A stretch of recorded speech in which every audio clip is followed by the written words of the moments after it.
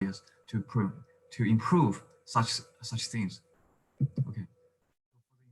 Implementation security, we have already proved the security of BB84 for nearly 20 years. But you know that quantum phenomena does not occur in the Hilbert space. They occur in the laboratory. So in practice, Alice and Bob does not generate the qubits and measure the qubits with the X and Z bases. They actually they generate the laser pulses. The laser pulses can be very complicated and have many modes on it in it. It's definitely not a qubit because its Hilbert space is really large. And in another way, Bob does not measure the states into Z and X bases. They use the single photon detectors, or they use some other detectors.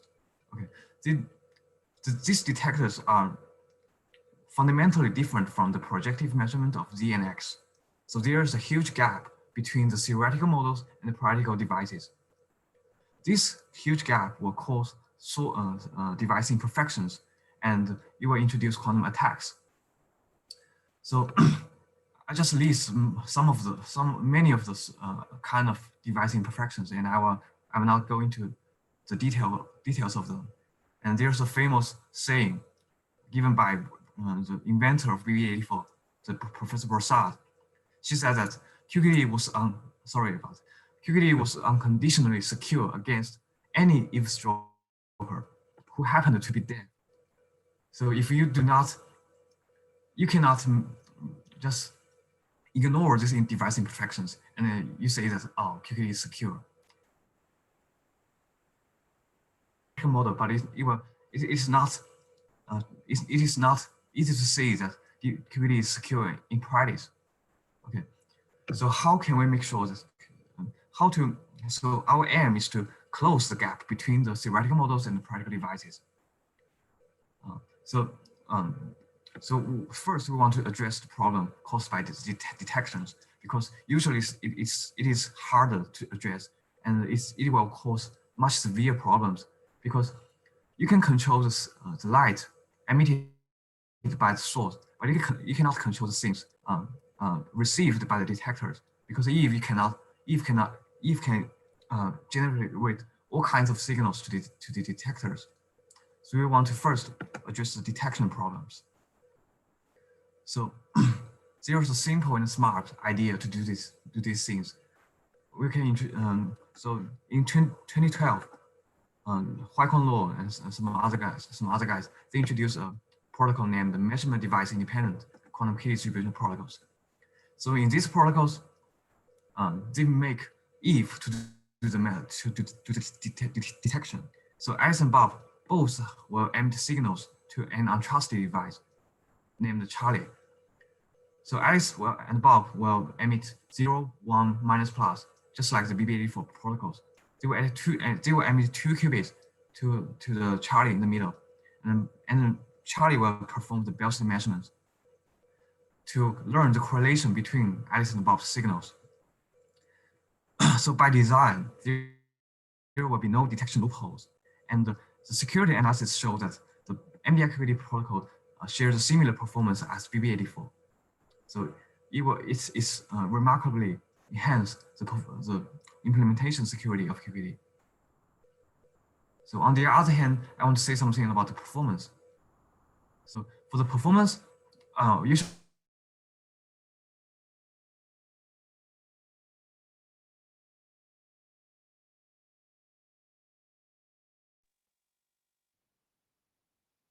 Is it only me not having pay? I can't hear pay either. I think we have this connection break once again. Sorry. Oh yeah. Okay. Pay. Here you are back. Okay. Okay. Yeah, we're still on that slide. We're fine. Distance. Yeah. Okay. Performance. Good. Okay. Just tell me if my network is not so stable. Okay. Sure. Okay. So we use two core parameters to characterize the QKD performance. The first one is the key rate, which means the key you can generate when you send a single round of quantum states. The second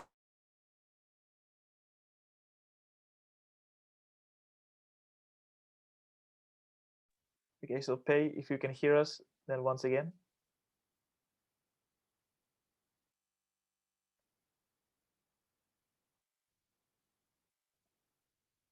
Oh, okay. Okay, now you're back. What is the problem? Internet, I don't know, Wi-Fi, secure connection. Oh God. Let me jump to that site. Sorry. Okay. Can you hear me now? Slide. Yeah. So yeah. Good. So maybe Exponential. I'll go quickly. I cannot waste too much time. Sorry about this. Okay. So for the you can also characterize the QED performance by the transmittance.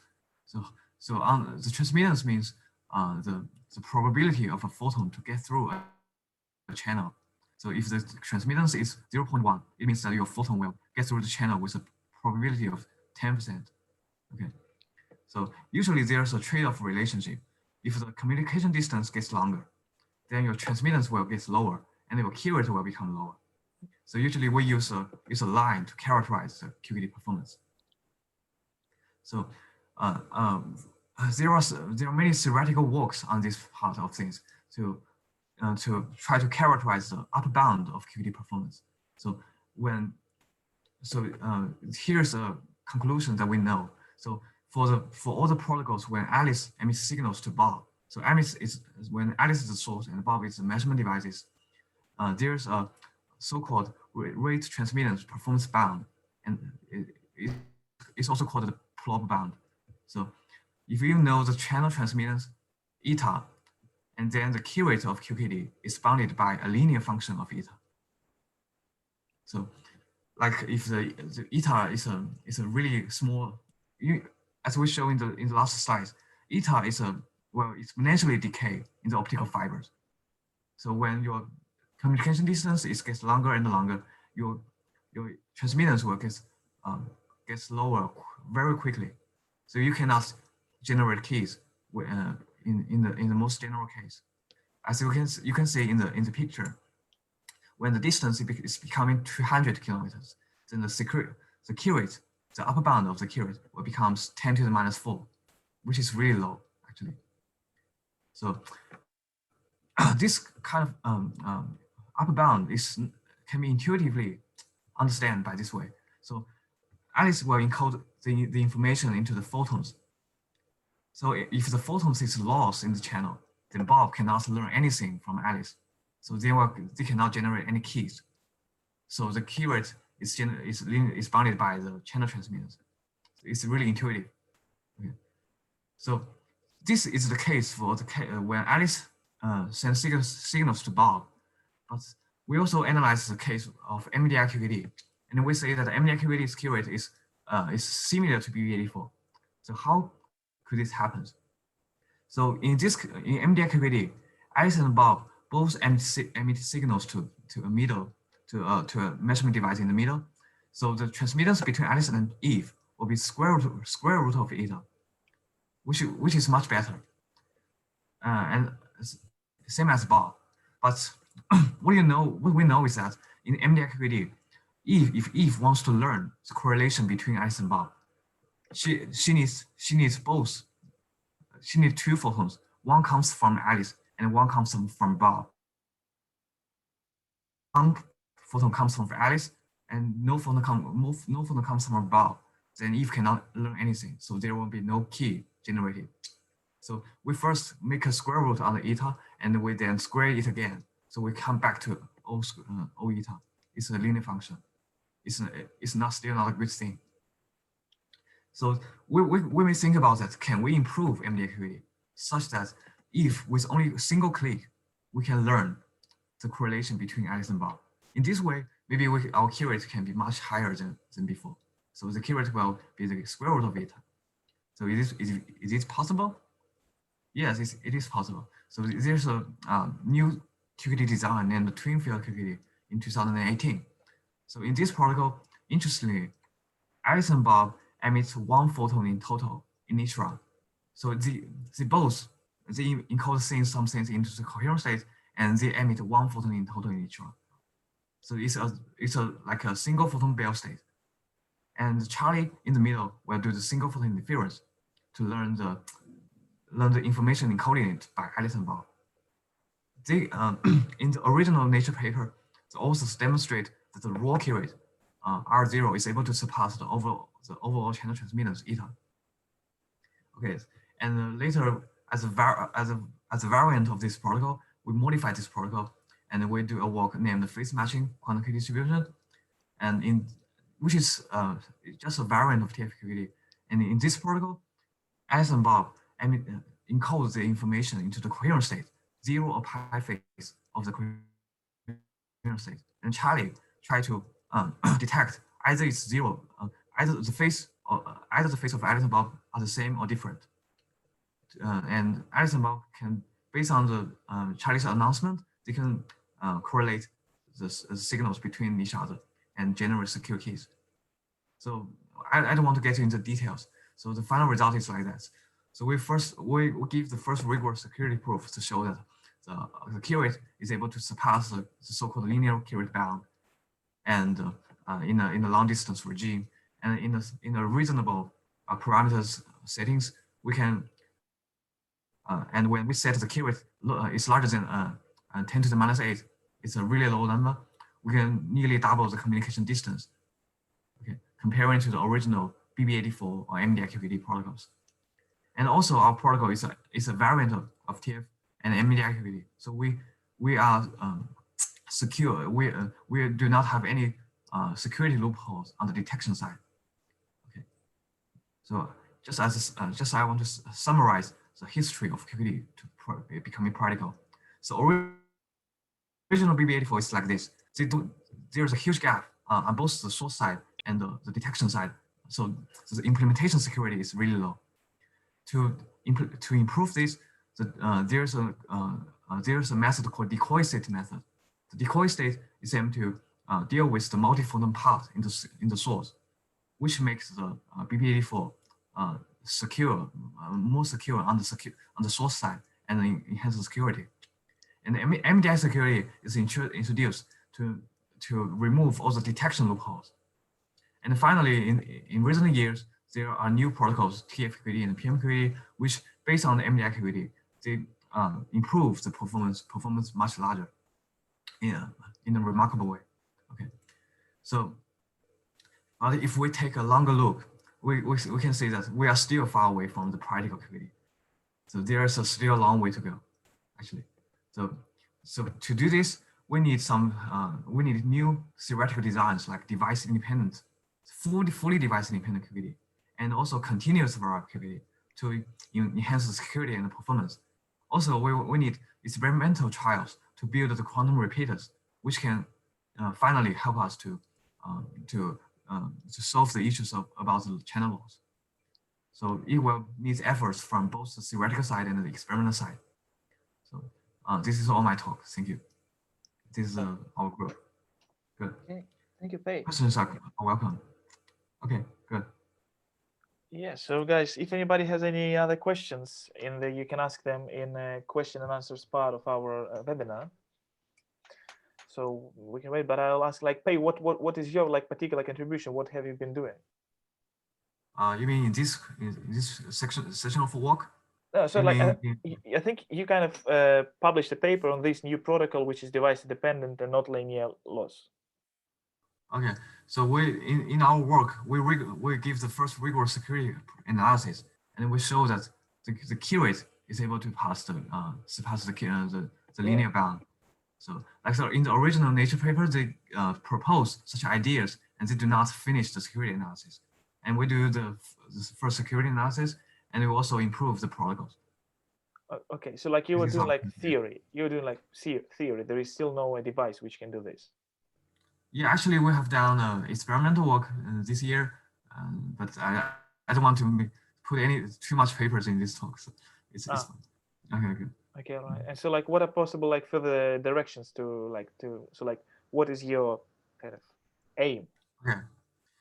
So there's just like I mentioned here, we're now working on the device independent QKD. Okay. So what I mentioned is a measurement device independent. So we do not make any assumptions on the detectors, but we still make assumptions on the source.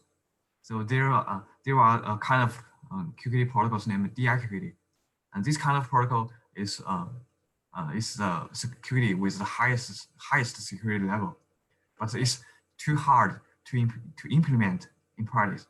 So what we've done is, so what we want to do is to lower down the requirement of such DI-QKD to realize such DI-QKD, and also we want to do some research. We are working on CV-QKD. We want to combine the idea of CV-QKD and the TF-QKD. And we want to say because CV-QKD is almost much higher performance in the shorter distance regime. So we want to combine these two advantages. Okay. Oh, we got a question. So I think like just bring faster to one question, and then like we'll switch to Brendan. If you need a trusted middle device for MDI-QKD, what are the main advantages of a classical crypto? Okay, first I need to clarify that we do not need a trusted middle device for MDI-QKD. So the middle device is untrusted, so it can be controlled by Eve. So actually, in this way, it's different from such classical protocols. Yeah, but actually, I'm not so familiar with these classical cryptography protocols. So I don't know how to answer these questions in a very clearly way. Like I think you also heard that it doesn't require trusted middle device, and so that's the magic of quantum theory. Okay, so thank you very much, Pei. Have a good night. Okay. If you are gonna go to bed, it was like we know that in China people are working on security. I can hear your guys' talks and okay, see. yeah, sure, absolutely, yeah. And so now it's time for Brendan, who is the field candidate in our university. He has also his nice slides to present. Can you actually turn them on? Yeah, sure. Let me just share. Oh yeah, great.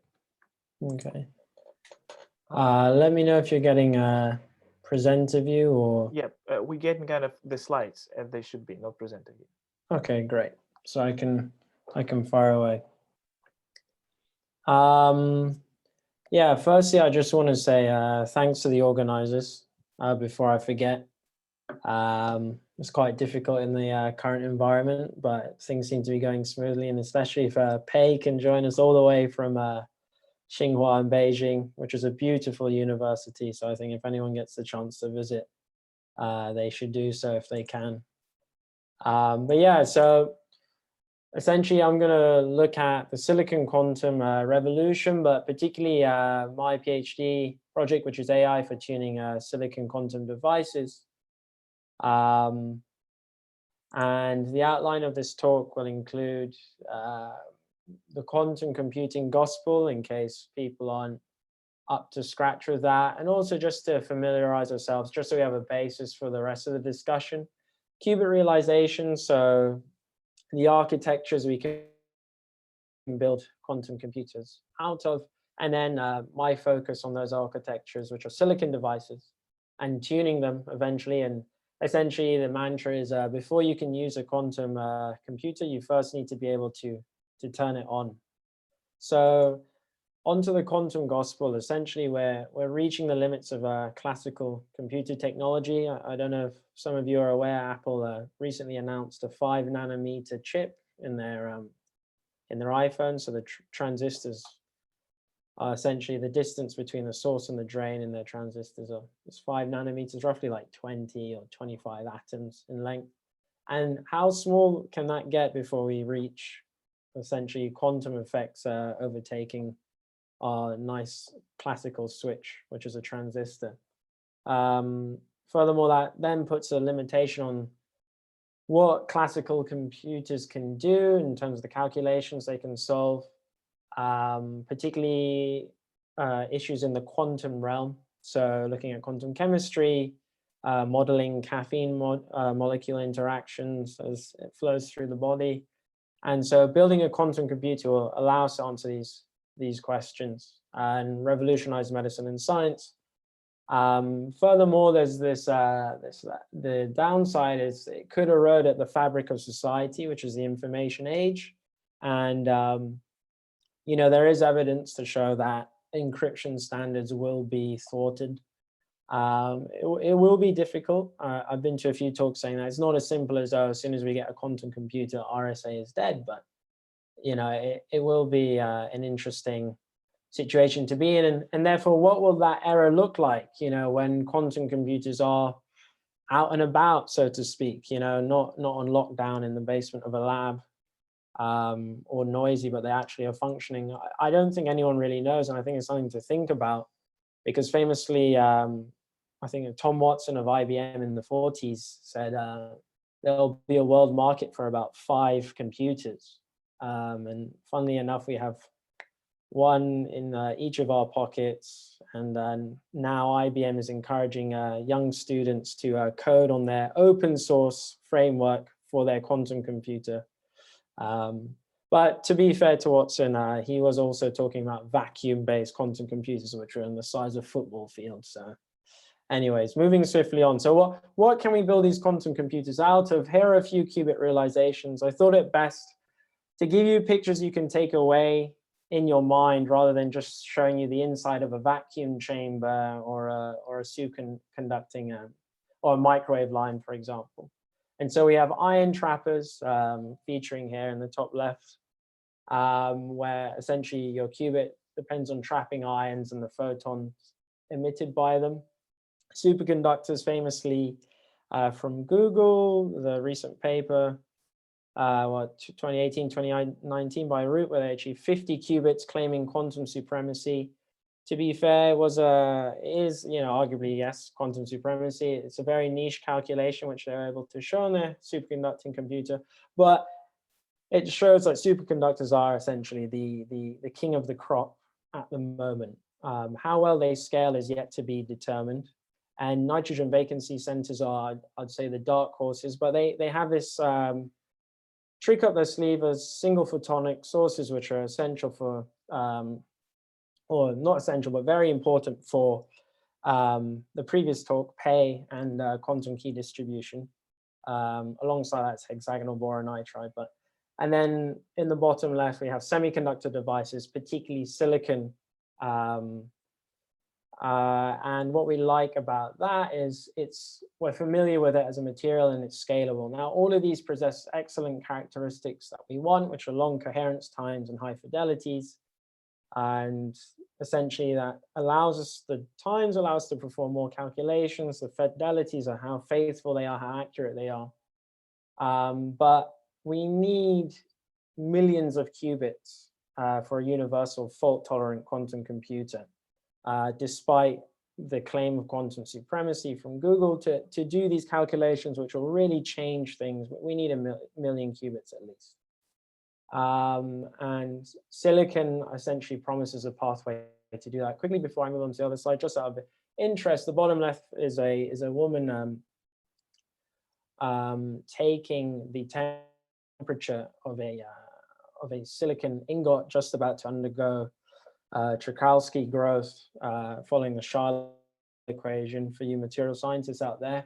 And essentially, if Jan Czochralski hadn't discovered this by accident, we would not have the excellent silicon transistors we have today. So yeah, again, where will this quantum era end up? Will there be happy accidents along the way? Who knows? So silicon, why do we care? Essentially, silicon is a promising platform for qubit realizations at scale. As I mentioned, we need millions of qubits to take care of these errors which qubits are prone to. They decohere, there's noise, we need things for qubits to correct for those errors. And we know silicon devices can scale because we make them scale at the moment. If you take out your phone, you have around 6 billion transistors, silicon transistors, in your pocket, on your desk, allowing you to watch this Zoom webinar. But unfortunately, for transistor-like devices, i.e. gate-defined quantum dots in silicon, there's a hurdle, which is to form these quantum dots and then form qubits out of those quantum dots. We need to tune those gate electrodes. And that's not a simple piece of cake, and I'll get onto that a bit later. So there are other types of silicon devices. namely dopants in silicon. These are renowned for very long coherence times, often with a phosphorus donor atom, and the qubit depends on the nuclear spin of the phosphorus donor.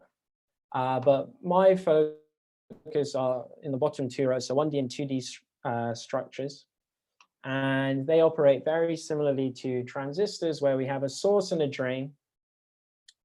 And we can set a bias between the source and the drain, providing a potential for current to flow. But we can manipulate the flow of current between the source and the drain by altering the voltage applied to gates, which reside above the silicon wafer, similar to a CMOS metal oxide silicon transistor device. And by isolating electrons and single electrons, we can form a robust qubit based on the spin states, which will reside on each quantum dot within the device. And so you have essentially a nice control over where those electrons can go. And yeah, I mean, it's kind of like a con and a pro. So you need to tune them, but then they're inherently very controllable. After that, these devices are very similar to the current CMOS transistors. The semiconductor manufacturing industry churns out, you know, quadrillions of every year to go into our computers. So if we were to leverage just a little bit of their expertise, there's not much to go to say, okay, can we reach, you know, that huge million qubit number? But okay, that's in theory, but as we all know, with research, it's never that simple. So what do these devices actually look like? Here's a schematic of what we'd say is a heterostructure device with laterally defined quantum dots. And so we want to form the quantum dots outlined by the red circles in the middle of the figure, where current flows from source to drain.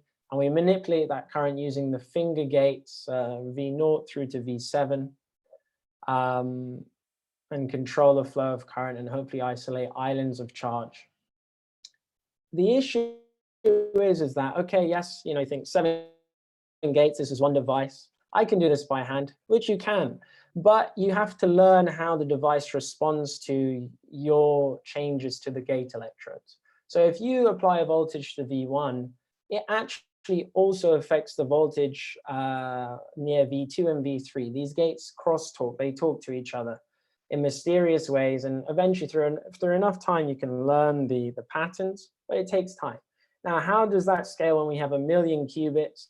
Not too well. You can't have 1 million people in a lab tuning these devices. So what if we have an algorithm take care of this for us, an intelligent algorithm, especially when devices can be made in different ways? So let's say we have a one-dimensional device with 4 gates, such as a FinFET, versus a quantum computer made out of solely heterostructures with 7 gates. But you want an algorithm which can tune both and form quantum dots in either device, you know, and also reliably in a good time.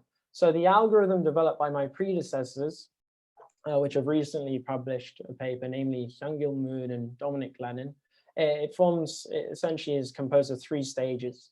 The first stage is the initialization stage, where the bias is set, providing a potential for current to flow through the device. And the algorithm essentially orientates itself. It says, okay, what's the range of current values? What's the min value? What's the max value? And it does this by sweeping the gate voltages from the maximum they can be and the minimum they can be. So that could be from somewhere to 0 to 2 volts, for example. Then it starts to sample the voltages applied to each gate. And you could almost see it as in terms of a space in your head. So it starts to sample within this voltage space, because each gate electrode will apply a voltage in a given dimension, so to speak. But the algorithm is looking for characteristic features in current, namely pinch off, which is a point where we have a very low current flowing through the device, but there's a boundary where we have low current between high current. And once it finds this boundary, this boundary essentially outlines a space in voltage space, and you could call it a hypersurface because it's multi-dimensional. The number of dimensions depend on the number of gates you have in your device. Then it finds pinch off in this hypersurface, and essentially experience has shown us as experimentalists that once we reach pinch off, we're essentially entering the single double electron regime where we've got quantum dots around these voltages. And so we want to investigate within this voltage space nearby to pinch off.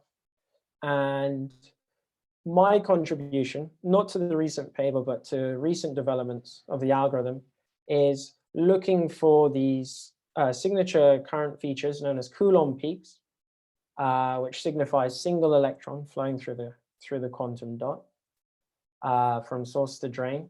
And once you find Coulomb Peaks, we say, okay, we have a single dot. That means there could be a double dot nearby as well. So we'll take a 2D scan by sweeping 2 voltage gates at the same time, measuring the current flow.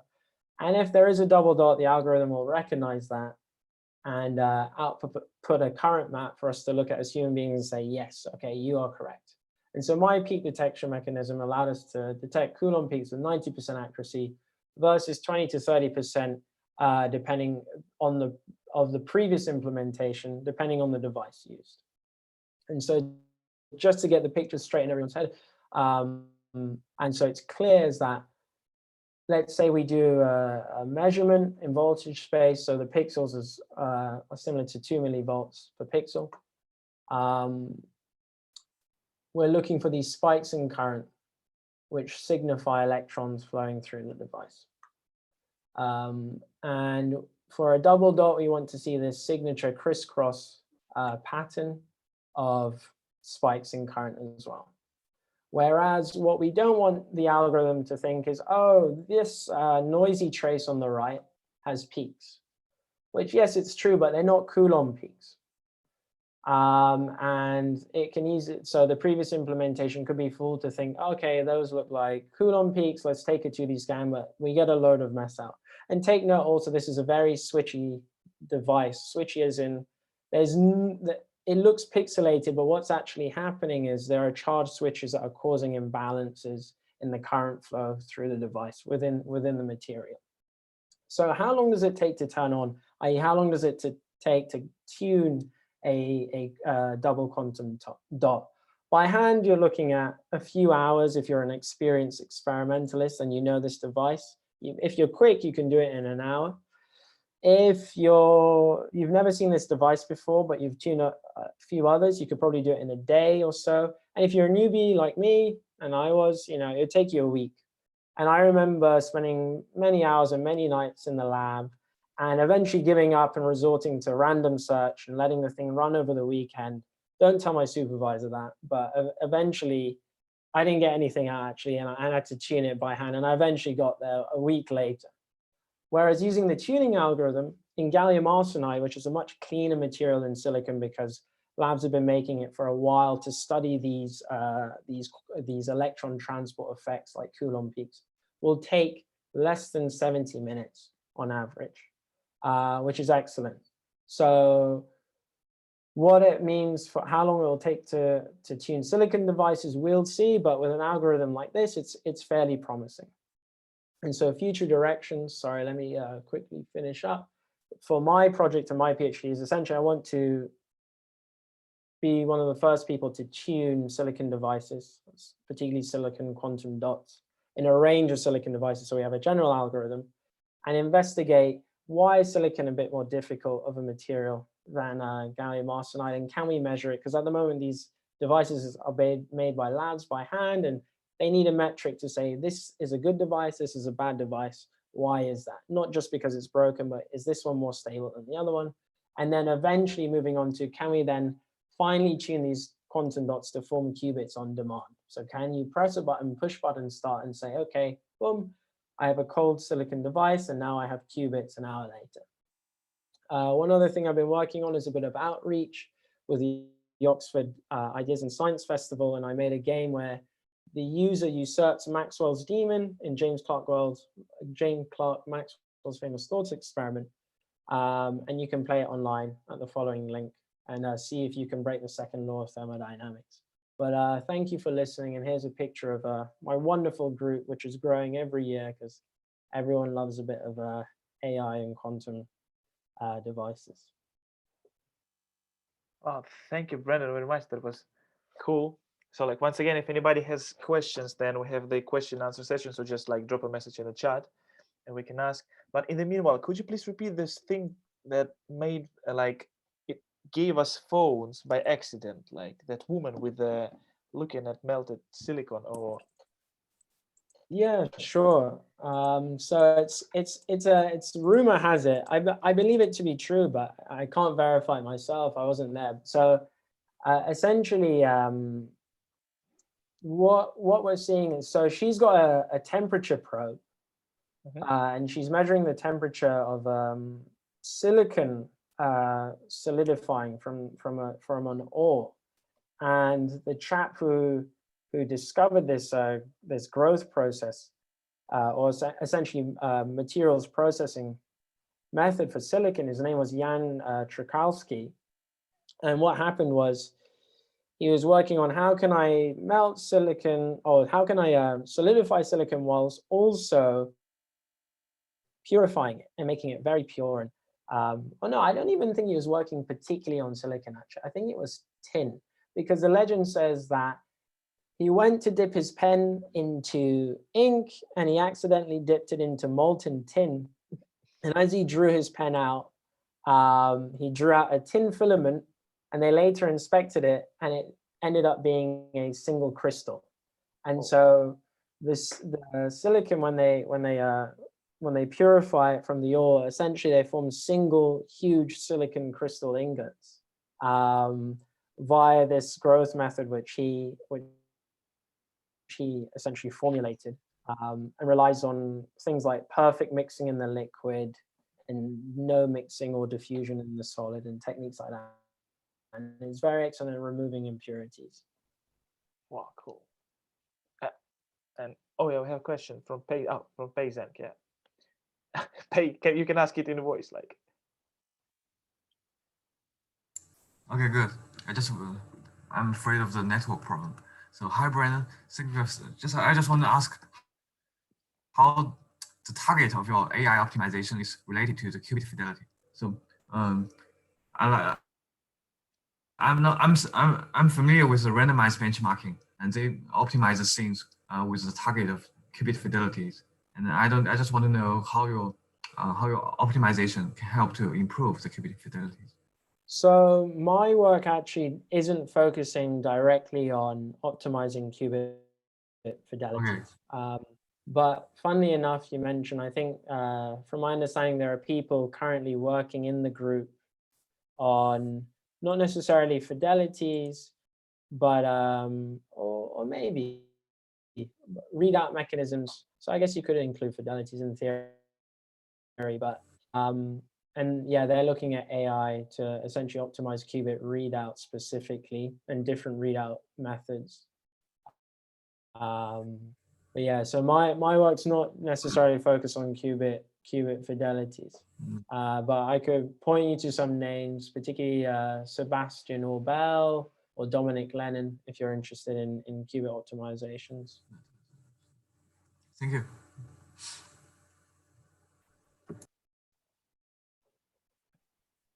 Oh, we have one more question. I think like just one question, and then we'll be. Can you see it in question and answer sessions by Lucia? Yes, I can. What kind of characteristics make the AI optimization in silicon more difficult than gallium arsenide? So this is a question I had too. I assume it's Lucia or Lucia, I don't know, but I try my best. And essentially it's material processing. So the silicon devices, I mean, it's like a chicken and an egg kind of argument. We're very good at making them for specific things. Let me see if I can go back. We're very good at making them for specific things like the transistors in our phone, but these quantum devices are a bit of a tweak on that. So it's people, you know, like making a recipe in their kitchen, well, the lab, you know, and getting it right one time, getting it right the second time, wrong the third time. So we haven't necessarily optimized the manufacture of these devices, which means there are a few impurities in them, and that results in them being very, very tricky to manage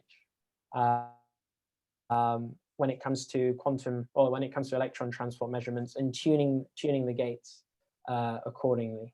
So that's really the main issue. Gallium arsenide, they've been doing this for quite a while. I think actually, if you look in the literature, the majority of the early qubit demonstrations in these devices was on gallium arsenide devices. And it's now people are really showing silicon because the manufacturing has gotten up to scratch for the quantum implementation. Okay, cool. I got it. Okay, thank you, Yes, Brandon. is I that think it? like Cool. I don't know, can people ask you questions like after your talk, like where they can find you? You have a website, do you? Yeah, so yeah, if you find me at brandonseverin.card.co with 2 R's, you can either email address there or you can email me directly. You can find me on the Natalia Ares group website as well. But yeah, so I'm email's best. Email's best, not Facebook. Okay, so then it's time for Anitu to tune in. Maybe.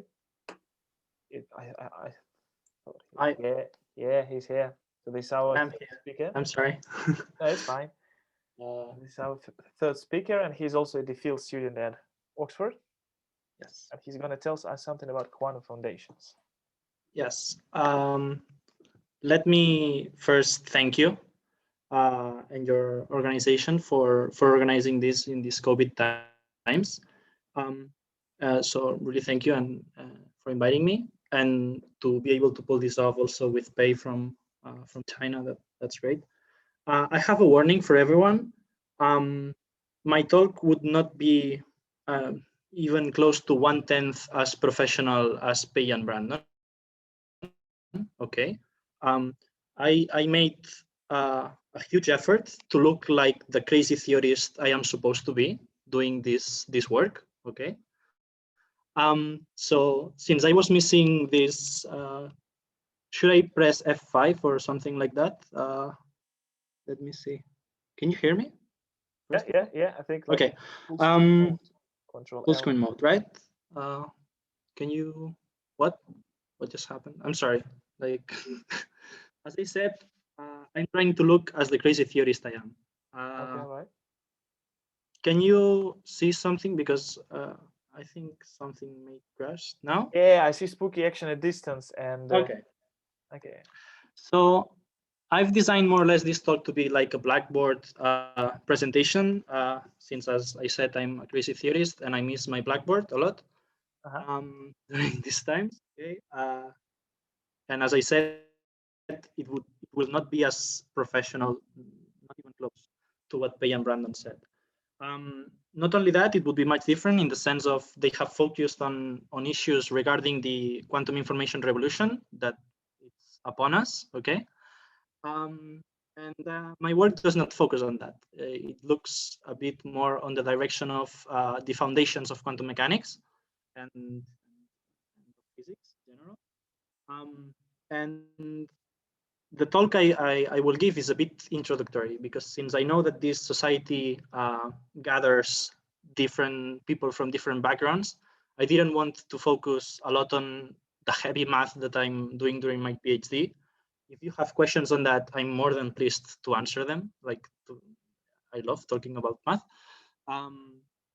But I will focus more on the philosophical side. So my goal is to make you think, basically, and try to rethink quantum mechanics in a different way.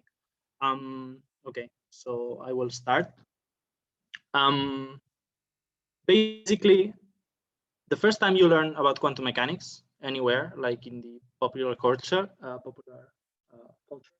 you will be hearing about this, oh, spooky action, oh, this is so weird, it's so spooky. And you can see, like, I just Googled quantum physics, and these are the images that came out. Even a Nature paper saying how spooky is quantum, incalculable or something like that. So, you know, there is this tendency in the field to say that what we are doing is very niche and very weird, and that it's very difficult to understand. But I'm going to try to break this notion down and say that quantum theory, it's a bit weird, of course, like otherwise it would not have any fun in it. It's a bit weird, but it's not as weird as one may think. So in technical terms, what I'm going to present here is that quantum theory, it's a local realistic theory, talking in philosophical terms. So first, let me give you a review of what standard, this is like a blackboard presentation in theory. The standard picture that we have about quantum theory, which is called the Schrödinger picture of quantum mechanics. And it basically says that you have some mathematical thingies, which are called operators, which we put hats on it to say that they are operators, basically. And we have different for different systems. So we have the X operator, the P operator for continuous systems, or we have the Z and X Pauli operators for qubits, usually, or spins. Okay. The properties of the operators, the mathematical properties, is that you can add them and you can multiply them in particular ways. And the rules for how they combine with each other are let me try to point, okay, are denoted by commutation relations, which are properties that are imposed on these mathematical objects, basically.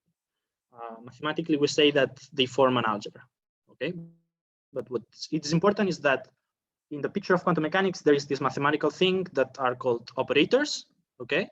And there is a very special type of operator, which are called the unitary operators, okay? Which are defined, are basically operators that satisfy this equation, okay? Which have an inverse, which is the complex conjugate, and it's equal to the identity, okay? I said I didn't want to talk about math, and I'm talking too much already. So too much math already. So I apologize for that. But maybe the most famous element of quantum mechanics, it's the states. So everyone assigns quantum mechanics to having this psi state, which basically in the Schrödinger's picture, it's understood as what it describes the system. Basically, the state tells you in what state the how it's called, the system is in what configuration your system is exactly on. Okay, but we do not have to. So we can have different states. We can have the zero state, or we can have this crucial entangled state between Alice and Bob that it's the key for all this quantum spookiness. I want to talk about two properties that we have about this formulation. The first one is that you still need the operators. You cannot talk about quantum mechanics only referring to the states. You have to say what you can do to that state. In the sense of, if I look in a classical computer, there are also states there. They are computational states. They are zeros and ones. But what makes it quantum is what can I change that state to be? So it's important to understand what the operators, what are all the operators that can act on my state. For example, this state can mean several things if I do not refer it to an operator. For example, it can be the zero state of a qubit, or it can be that the particle is in position x equals 0 in a continuous system. So it all depends on operators. Okay. Another thing that I want to talk about is that the state is a global property of the system. So especially for entangled states, like as this one, this state does refer on the properties of the system as a whole, rather than on its individual parts. And this is what I will be talking about. It's how to divide this global state in terms of the different parts of the system, the different subsystems that your system consists of. Okay, so in quantum information, we have this. It's called reduced density matrix. I don't know if I know I'm talking about too much math, but I'm sorry. So for this particular state, the reduced density matrix, it can be understood as a state of the subsystem A. Okay, so for this state, for A and B, we have that these are the reduced states. The particularity of the Schrödinger picture and all the weirdness of quantum mechanics comes from this single fact, that from the reduced states, from knowing the state that my system A has and the state that my system B has, you cannot fully recover the global state. This is the main problem. Like from the global state, you can deduce the what Alice will measure and what Bob will measure, but from what Alice will measure and Bob will measure, you cannot recover the global state. You lack some information there. So for example, here we have a phi term that we can see that it's not here nor not here. So it's impossible to recover the global state, okay? Yeah, we say philosophically in these terms that the theory is not separable.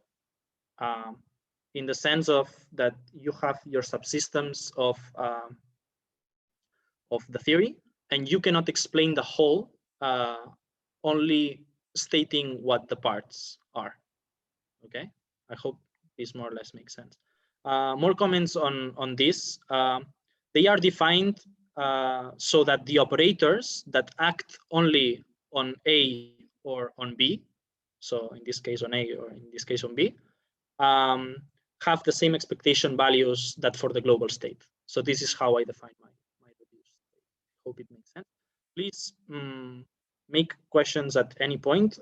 Like this talk, it's supposed to make you think, and if you miss some step, it would be difficult.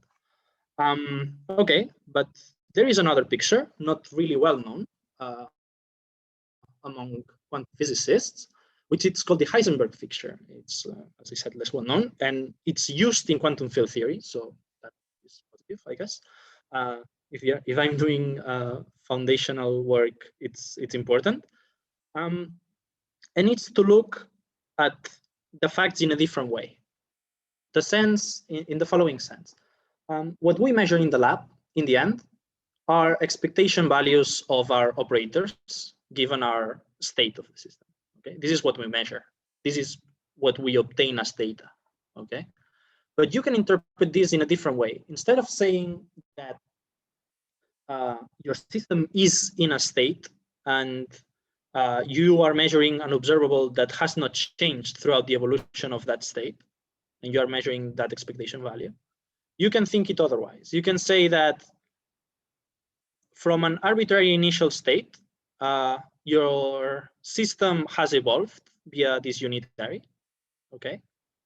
And then you measure the expectation value. This is still not the Heisenberg picture. The Heisenberg picture, it's looking at this equation and saying, no, it's not that the state evolves with you. It's that the operator evolves with you in this precise form. The state is constant, and what is changing is just the observables. It's the operators that are changing. The state is fixed, okay?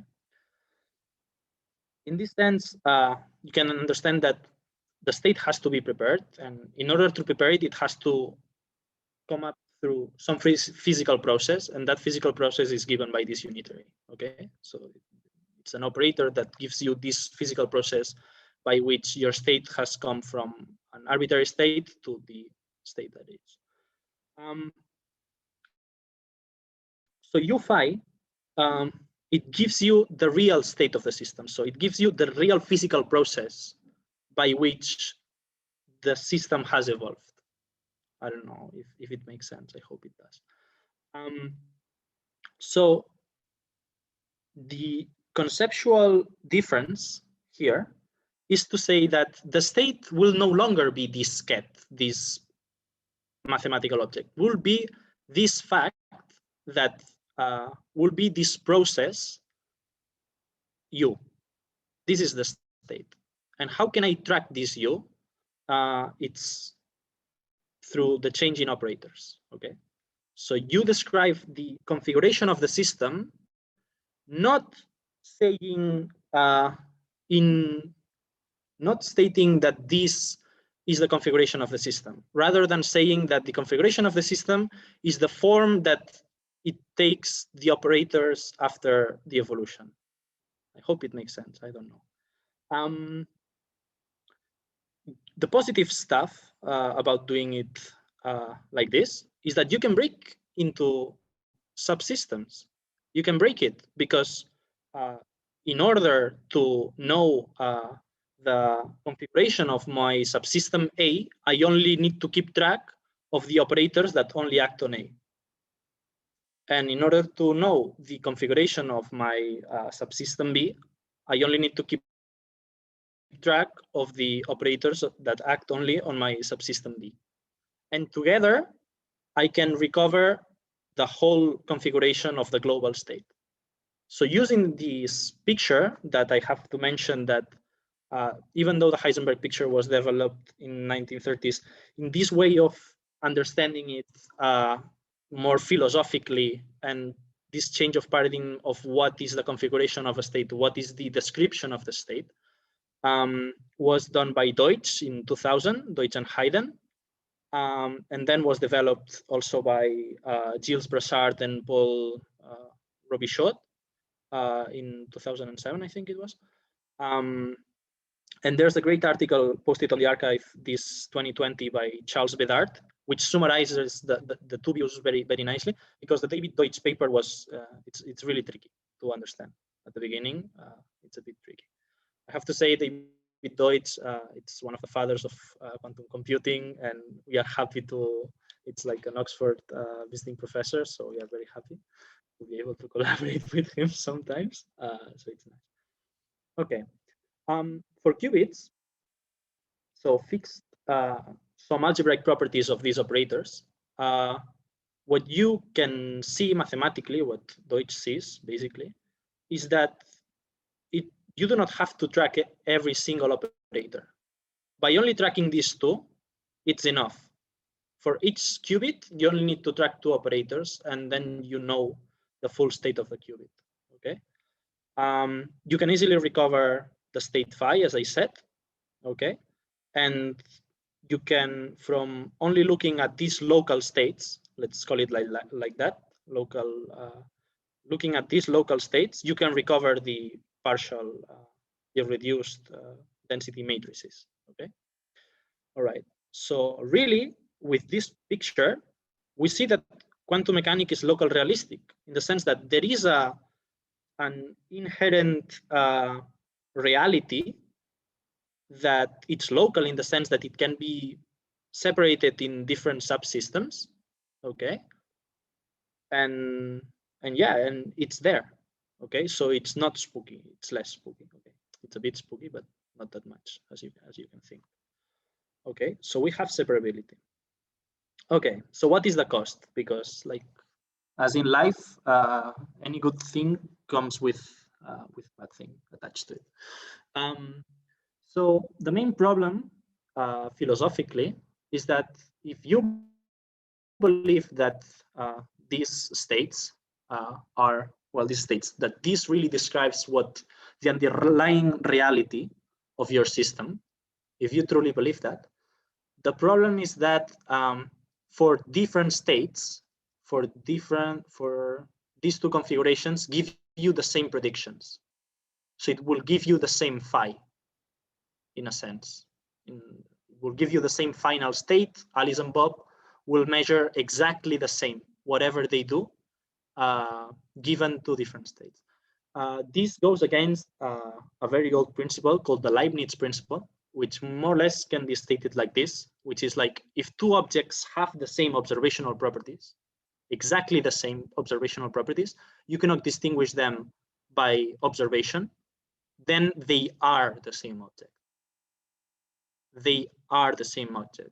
So here, observationally, we cannot distinguish between these two observationally, in the sense of, if we look at the final state, we see that the final state is the same. And if we do any measures to the final state, we will obtain exactly the same results here than here, okay? But the underlying reality is another, okay? This has to do with the fact of what could have happened. Like, in a sense, if we start with 1, 1, indeed they give you the same, it gives you the same result, okay? So if we start with 1, 1, and we apply an X gate, this flips the 1 to a 0, okay? It's like a NOT gate. Okay, and the descriptors are like this, whatever, doesn't matter. The only important thing is like that they are different, okay? But you could also do a CNOT, like in the sense of, if the qubit below it's a 0, you do nothing, you do the identity. And if the 0 below it's a 1, you do the NOT gate, okay? Since the 0 below it happened to be a 1, we apply the NOT gate as in top. So the final observational state is the same, but the underlying reality, it's much different, because this is like, if we go in a lab, it's much different to implement this gate to implement this other gate. It's much different. And we can see this directly here with these configurations. Okay, these are called descriptors, by the way, so I will call them descriptors, because here we have seen that the descriptors have changed only on A. So this informs us that we have only applied something to A. We have only modified the first qubit, not the second one. Okay, we can see here that the descriptors for the second qubit are the same. So the state for B is exactly the same as in the beginning.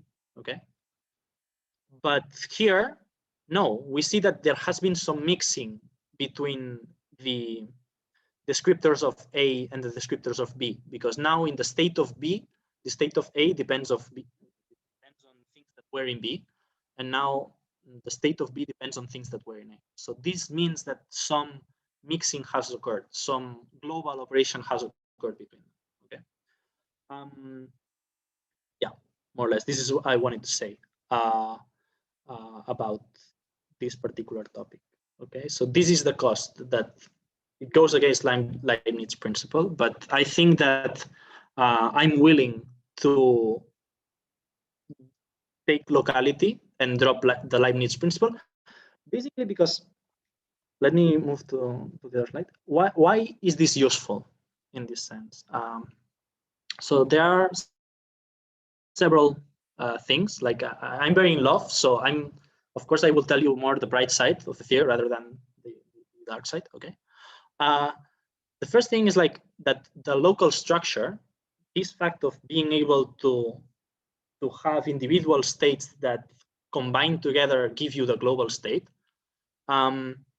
it can provide a better coupling with general relativity, because general relativity is inherently local in this sense, the sense of that, yeah, we have a field, and at each point, like the overall architecture of space-time can be described by understanding like breaking down space-time in different parts and understanding each part, and then combining them together. It's easy to recover the global. Also, it allows you to locate phases. So this thing that this entangled state that we had, like this phase with this picture, it can be completely located. You can exactly understand if it is fully on one qubit, if it is fully on the other, or if it is split like that. There is some contribution from qubit A and some contribution for qubit B, but you have a quantitative way to understand it. Okay. It also allows you to explore other quantum mechanical algebras like fermions. This is what I really do in my PhD thesis. I applied this to fermions. If anyone is interested in me talking about that, please ask me a question about it. I will not shut up. But the important thing that this is how the paper of Deutsch was called, like it was information flow between systems. Looking back at this picture, if I give you this, if I give you this, except of giving you these pairs, I'm telling you much more about what has really happened in the system.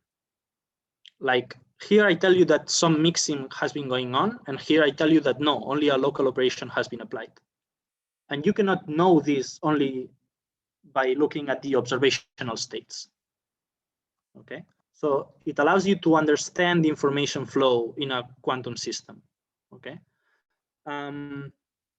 since nearly all, well, no, since all classical theories have this structure of being local realistic, well, all that model reality, it is easier to understand what really means to have a system being quantum. Okay, so in a particular sense, in a precise mathematical sense, you can clearly understand what makes a system quantum and what makes a system classical, which this is important in mostly if you want to couple the two of them. Also, it provides you a better analysis on experimental implementation of circuits, because you are talking about the circuits directly. You are talking about what really has happened, what process has happened in your lab, rather than talking about what you will observe afterwards.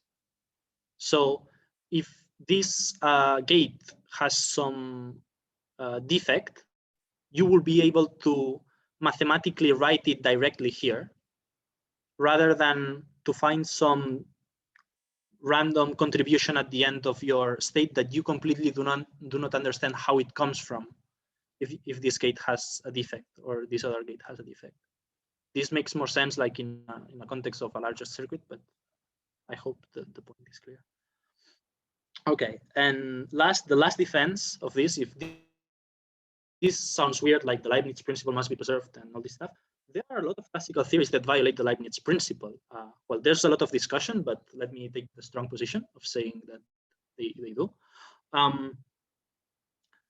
For example, the vector potential in electromagnetism A, it has gauge invariance in the sense of it gives you the same observational results. It gives you the same, like you can have two vector potentials that give you the same electric and magnetic fields, okay? But when you quantize it in QFT, you are taking this object, or the quantum version of this object, to be an element of reality that gives you the electromagnetic interaction. It truly gives you basically, this is the photon field, okay? And as a second example, also in general relativity, these are the Einstein equations. I'm sorry for the ones that are not physicists or undergraduates that they do not come up here. But the main point is that in general relativity, you have this object, which you say that it's real and that it describes the geometry of space-time, which is called this metric, okay? But the Einstein equations do not determine